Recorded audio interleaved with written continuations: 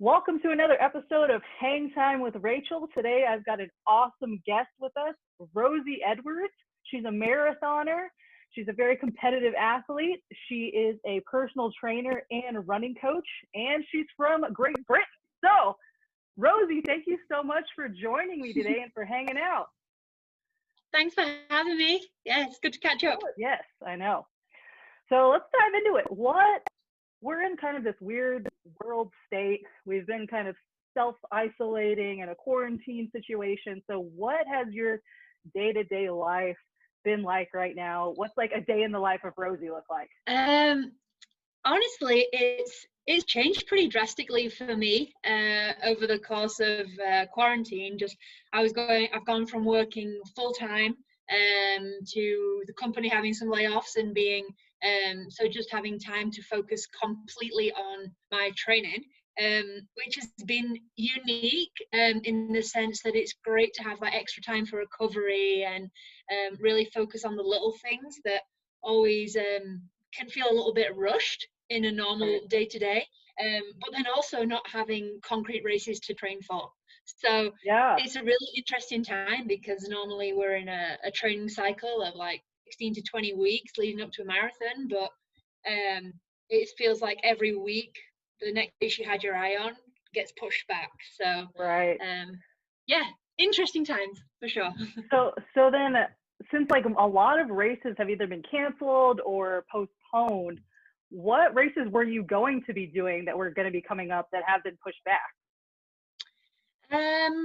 Well, I recently changed coaches in January, and we were looking to target a full marathon.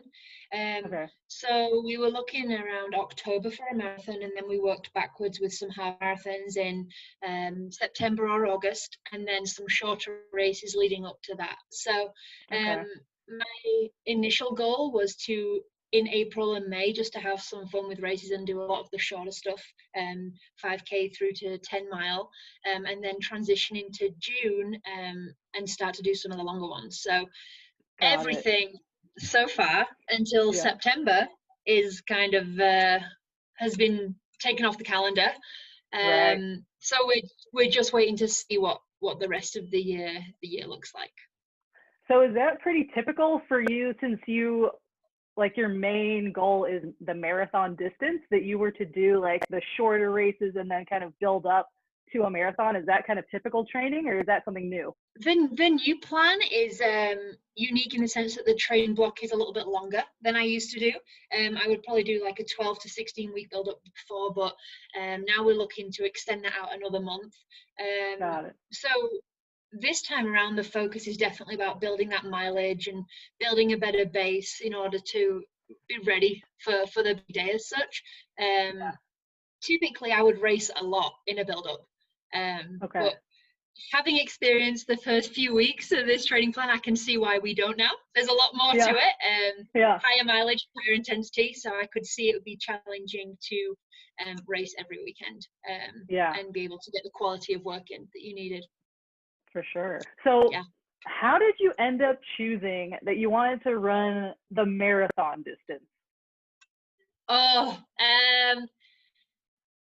I started off as an 800 meter runner, which is only half a mile. That's when way I was a kid. Shorter. Way shorter. But I quickly found out that I didn't really have the leg speed for the 800. I could battle for about the first 600 meters, just due to pure aggression and my unwillingness to lose. But we'd get to the last 200 and I just had nothing. No matter how stubborn I was, I couldn't keep with the leaders in the last 200 meters. So then I stepped up to the 1500 meters. Same sort of story. I was okay for the first 3 laps and then I'd get left in the dust the last 300. So when I went to college, I focused on the 5 and the 10,000 meters, and I loved that. And I just started to realize that the longer the distance, the happier I was and the more competitive I was.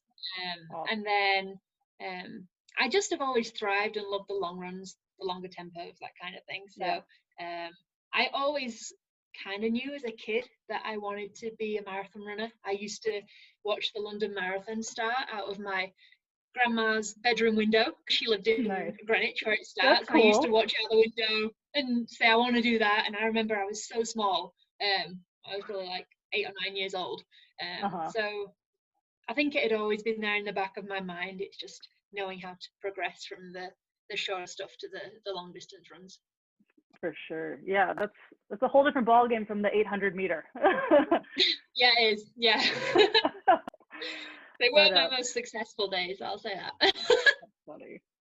So then, of all the races that you have done, because you've been all over the world doing like races and competing. So what has been like one of your favorite places that you've gotten to race?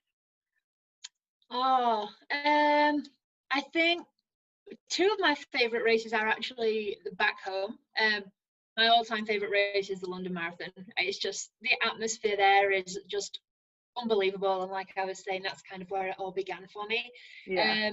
But I think the most enjoyable race for me was in Cardiff in 2018. I ran the Commonwealth Half Marathon Championships for Wales, and it was just very special.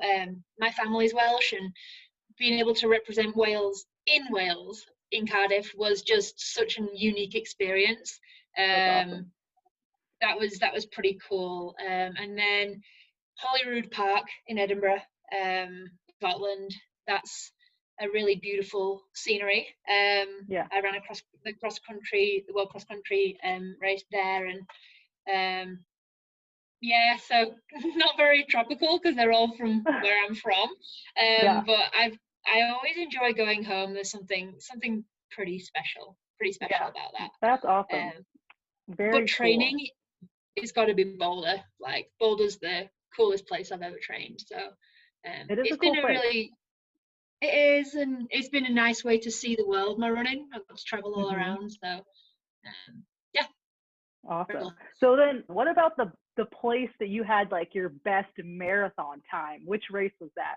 Oh, well, I ran the exact same time to the second in, I don't know how that's possible over 26 miles, but to the second in Impressive. both I know, it was like infuriating and kind of impressive at the same time. But I ran in Frankfurt, Germany, and in London. So Awesome.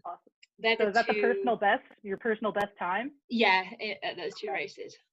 Right Yeah. on. That is too funny that you ran your personal best exactly the same time in two different races. Yeah. That's crazy. Yeah. And wow. 2 years apart. So it was, yeah. Yeah. Nah, but what's like an overall like weekly mileage that you get in during your training? So we wouldn't really hold the exact same mileage throughout a marathon build-up. You would have peak weeks that you would work up to. Currently, I'm running around 100 miles a week. I'm not sure what he has in store for me, my coach, but I think we'll probably be around 115, possibly 120, at the peak of a marathon build-up. The biggest difference this time round is that a lot of it's in singles. So before I would do like a 6-mile run in the morning and a 4-mile run at night, whereas now it's more about doing one run of 10 miles in the morning. So you get used to being out there for longer and spending more time on your feet. Mm-hmm. But then you also have that additional time. You have 24 hours until your next run, rather than always having just 12 hours between each one. And that was kind of tricky at first, but I'm slowly getting used to that as well. But yeah, I'd say the peak's probably 110, 115, maybe. Gotcha. So yeah, let's talk a little bit about all the elements of this training. So now you're just running one time a day, right? Is that correct? Some days, yeah. Part? I mean, at the moment, I'm doing one day is a double. We may do, I assume at our peak mileage, we might do 2 or 3. But definitely not like 5 like I was doing before. Okay. Yeah. Wow, that's a lot of times. Yeah. That's cool. Okay, so then there's that running component. What about like in the gym strength training stuff? What does that look like for you? Yeah, so right now, obviously we're a little bit limited with the gym. I have some equipment at home, but typically I would be in the gym twice a week, doing like heavier lifting, and then every other day, like 5 days a week, I'd be doing the mobility and the core work. So when I'm in the gym, we focus on a lot of plyometrics to improve ground contact time and try and increase my speed and power. And then also some heavier lifts. Not Raechel style heavy, but Rosie style heavy. But for me, it's enough. So we'll do focus on a lot of unilateral work, and then some isometric holds just for the core. We do a lot of work for the posterior chain. Nothing very jazzy. A lot of traditional lifts, and then try to build up to that to be able to manage that load single leg and also be able to recover from it. That's been the hardest thing. I try and do, and I remember you and I have talked about this before, like I try and load up my heavy running workout days with my gym days. Hard run in the morning, gym work at night. Just so that then my easy recovery days are truly recovery days. So you're getting that peak trough effect, rather than every day being hard and the overall quality diminishing. Right. The last thing you feel like doing at the end of a hard running workout day is hit the gym, but I've always really enjoyed the gym time. So once I get there, I always like it a lot. And I really noticed a big difference with that. In terms of my running and just durability. I've been pretty lucky with injuries, so just staying on top of that sort of stuff has been quite useful for training, I'd say. Yeah, that's awesome. I mean, the strength training definitely will help with, injury prevention and that whole durability thing, especially for a long distance runner. So it's great to hear that you're incorporating strength training. I'm a big fan, so thumbs up there. But so in terms of recovery, because that's another huge element, when you're getting all these miles in, you're getting gym time. I saw your cat. What does your recovery routine look like? Okay, I'm quite OCD with this. I'm very over the top. First of all, it starts with the nutrition piece. The second I finish my run, I have a smoothie. And I make that with me. I take that with me before, so I always make it in the morning. Oats, almond milk, some kind of antioxidant like berries or some fruit, load it up with greens, collagen for the tendons and ligaments. Bit over the top with all this, but I blend it all up together. Usually ends up tasting pretty good. We're quite lucky with that, but within like, as soon as I finish the run, that's gone. Got that down. And then if I've run from home, it's pretty easy. Just come in and start the routine. But if not, I'll drive back. And the first thing I'll do is foam roll, and then a mobility routine. Really focusing on like my hip flexors, because that for me is usually what gets quite tight. And then like thoracic mobility. That's another one I've always had to pay a lot of attention to. And then if it's been a hard workout, I'll do an ice bath. And then normally I'd go straight to work, but now I'm just going straight to bed. Getting a nap. Nice. So, which honestly has made such a big difference.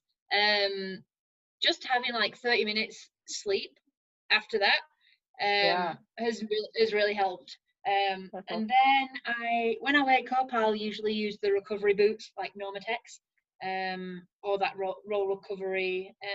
I love their tools, like they have like an R8 like recovery wheel, all that kind of stuff. So that's like the morning routine. It sounds a lot, but you can really, as you know, you can just, once you get in the habit of it, you just fly through the mobility work. You can get it done in like 40 minutes. And then I'll usually have something proper to eat. I can't usually eat anything too solid after my run. I do better with like liquid stuff, and then have something later in the day. And then in the afternoon is when I'll do like my core and my strength stuff. So. Gotcha. I mean, the nap factor just shows how important sleep is in the whole recovery process. It's super important. Yeah, can't neglect that. Yeah. So, and I think my family always joke there's something wrong with me, because like if there's ever an opportunity, I'm taking a nap. Always. Like, I love a nap, and I sleep so much. Like, I go, yeah, always. Like, I go home. When I go home, my mum and dad are like, okay, we know we can pick up from the airport. She'll sleep for the next 3 hours, and then we'll have a conversation. That's great. Yeah. That is fantastic. But yeah, you're right. Sleep's huge for me. Yeah. And everyone. So in terms of recovery, have you had any like significant injuries throughout your running career that really kind of set you back and you had to like build back from? Yeah, good question. I've been really lucky with injuries. The only injury I've ever had is an Achilles injury. It was pretty rough. I tore both of them. Oh no. Jeez. Yeah. I don't do things by halves. So it was, I think 2.5 years ago. I was trying to do a track season. I transitioned from the road to the track, and I think the training I was doing was a little bit aggressive for what I was ready for. Mainly because of the footwear, I think, as well. I was wearing spikes for the first time, and I'd just been wearing racing flats, so it was really causing me to drive up onto my toes. And I probably could have got away with it if I hadn't done the last race that I did, but I decided it was a great idea to fly home and run the British Championships 10K track race in spikes, which is 6 miles around the track in spikes. Because I felt really fit, and I thought I was ready to go, and I quickly realized that they were, and I think just the flight home had caused a lot of inflammation, and yeah, my ankles weren't particularly mobile either from the flight, so a lot of mistakes on my part there, but I came away with like 2 torn Achilles, and then I decided to race the Boulder because I thought I could get through the pain. Oh my God. We had a GB team. I didn't want to let them down, and I just I set myself back for a long time. I was like out for 3 months, which in hindsight I think was okay because I got to work on a lot of other things. And so that's the only real injury I've had that caused me to take time out of the sport. Yeah, I've been very, very lucky with that in my career. Yeah. So how are those Achilles feeling now? They feel like good to go? Can you tell that there's a difference? They're okay. I haven't had any trouble with them recently, but I do have to be cautious when doing speed work on the track still. The bends can be quite aggressive, but right now a lot of the work we're doing is on the roads, and for the marathon you can touch upon speed work without getting on the track surface, and it's good to get the body used to the concrete. So I avoid those bends, and I do a lot of rehab on them. So yeah, so far so good, but that's kind of why I focus on the collagen a lot. I find that helps. So gotcha. So you didn't have to have surgery though on the Achilles? No, I was very lucky. Very lucky with that. Yeah. Awesome. Cool. So then, like, let's say someone was trying to start getting into running, because you're a running coach, you're a personal trainer, you work with a lot of different people. So let's say somebody was trying to start getting into running longer distances. What advice would you give someone that was trying to start getting into that? I think the biggest piece is to start off slowly, because people are always extremely motivated and ambitious, which is great. But it's very easy to do too much too soon and increase the mileage too quickly. So I think the number one thing I always have people do before we even start running is, if they haven't run ever before, is the mobility work and the strengthening work. Because if you start running with the slightest imbalance, you're going to get found out pretty quickly. But yeah, just a very gradual increase in the mileage, no more than a 10% increase in volume each week, and that definitely wouldn't be every week.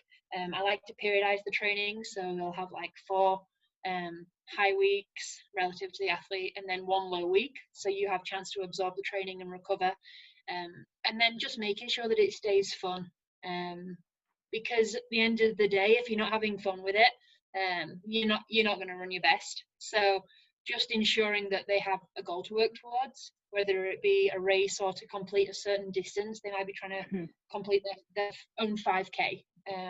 So having a goal, having people to run with is huge. Having training partners, and just looking after yourself outside of the running.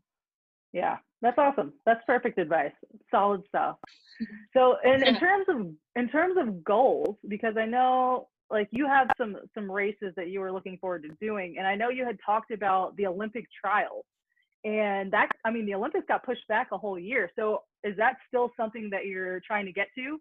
Yeah, ours will be in so far as we know, at the London Marathon in April next year. So okay.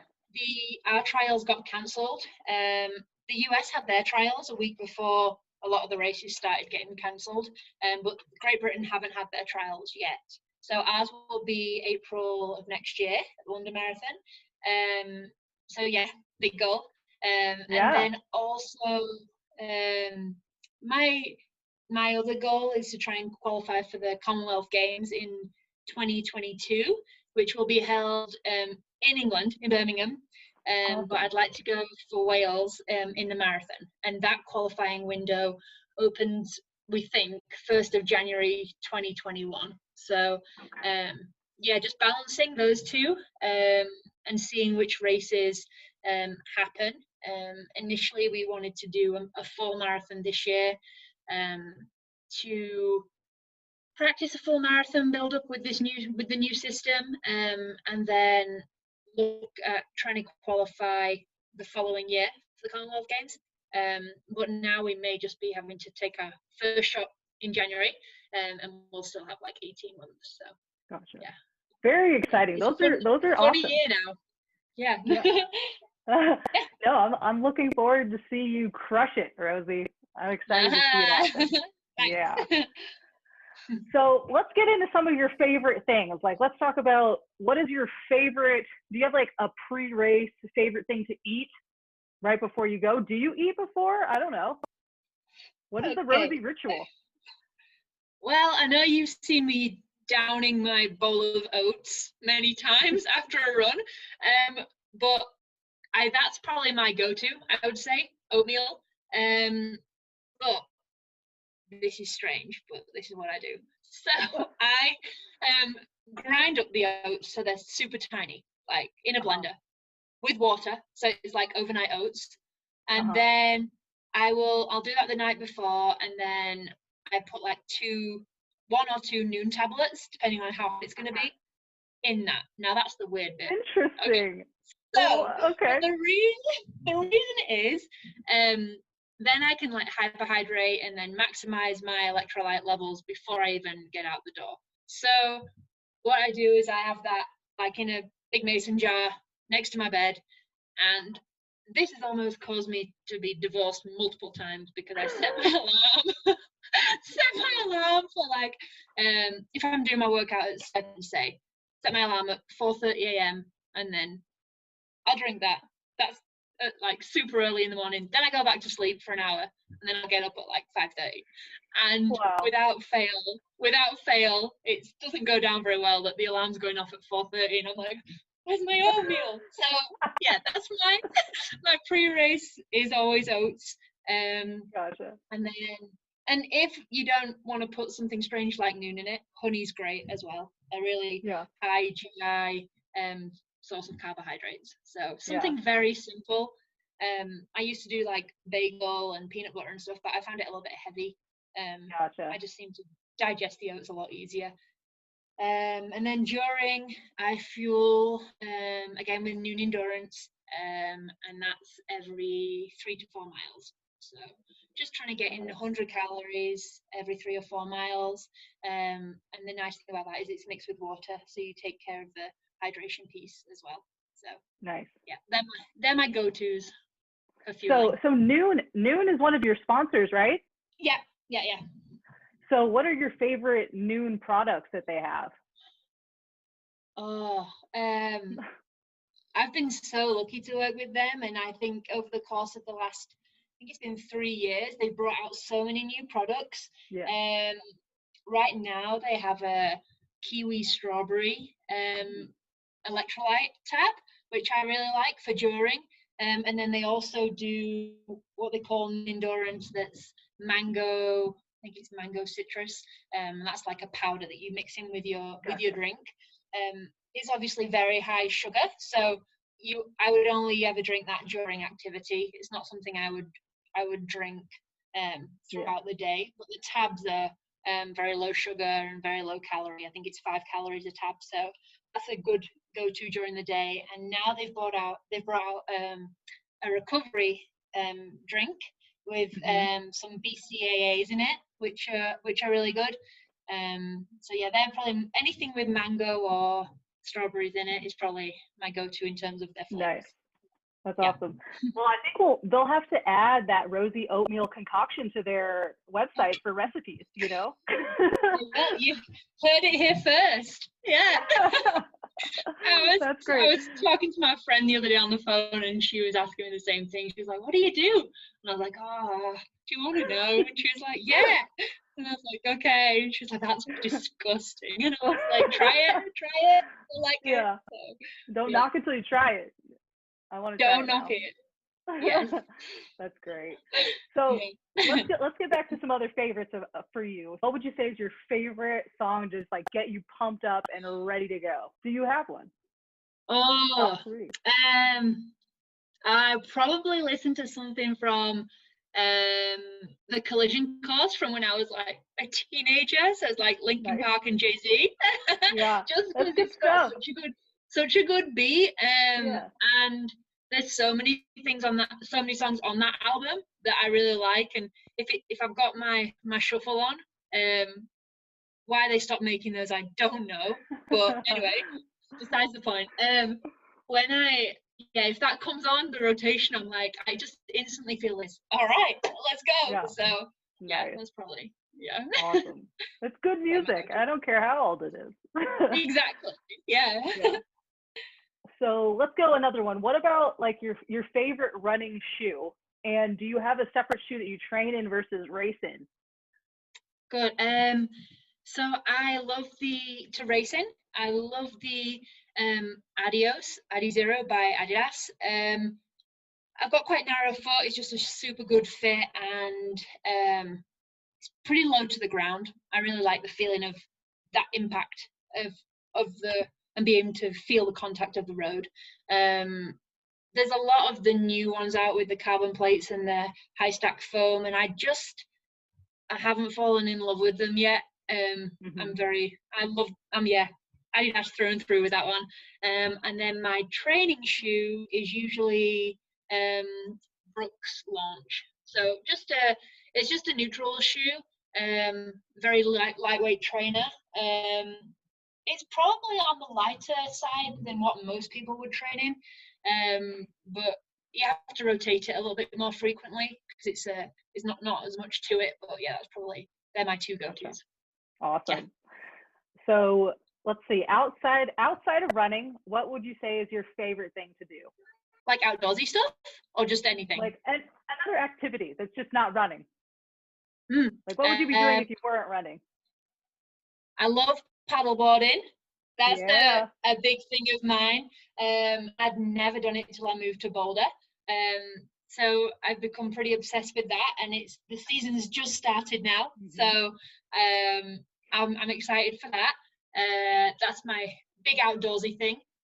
I find hiking infuriating because I can't get there quick enough, and I need to work on that because that's a really bad attitude towards it. But I just want to get to the top of the mountain as soon as I can, and I never do very well with just like taking it all in.